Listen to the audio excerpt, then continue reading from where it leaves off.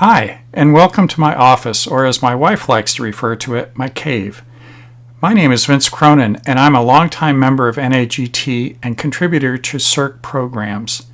I'm a professor who's taught undergraduate and graduate geoscience courses for more than 3 decades, and my research life includes finding active faults, understanding how plates move, and geoethics. I am privileged to be the current editor of the AGI NAGT Laboratory Manual in Physical Geology. Since it was first published in 1986, the AGI NAGT Lab Manual has been used by hundreds of schools and countless students. The 12th edition is now available through Pearson Higher Education. It is used to support lab science courses in state schools and private schools, major research universities, four-year colleges, community colleges, and even geoscience courses in some high schools.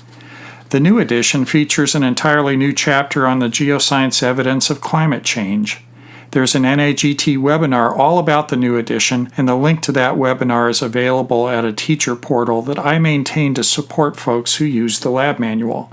There are a number of features that make this lab manual distinctive, but the one I would like you to focus on is its direct connection to NAGT.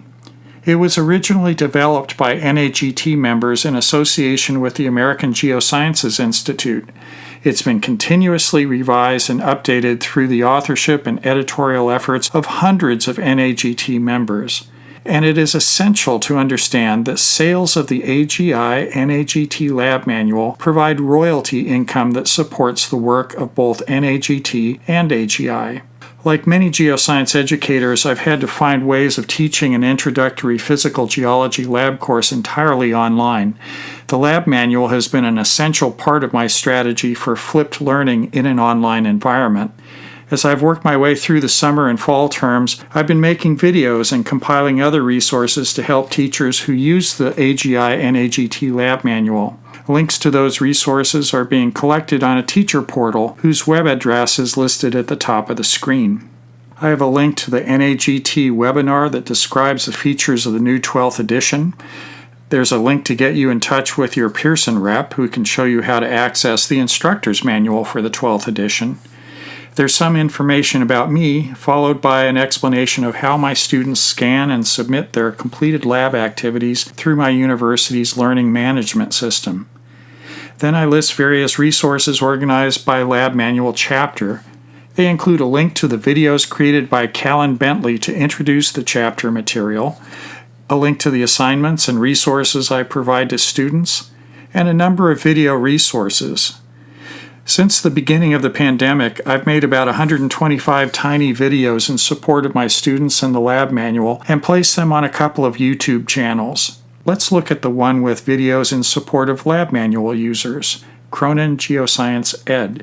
The first type I've made is simply a list of key terms for each chapter, in which I pronounce the terms so that students and my foreign graduate teaching assistants can hear what the terms sound like in standard American English. Then there are videos covering the basic minerals and rocks that might be available in a well-stocked introductory physical geology lab. There is plenty of information in the lab manual about how to identify rocks and minerals, so the crux of the problem as we all moved online was to create a way for students to confront an unknown specimen virtually and derive enough information to identify it using the tables in the lab manual. Another problem involved the laboratory experiments that are described in the lab activities within the lab manual. How can a remote student measure the density of an unknown mineral specimen without either the specimen or the lab apparatus needed to do the measurements? I've been making videos to cover that problem. And then there are the typical problem areas, like how to measure the distance from one point to another on a map using the map's bar scale.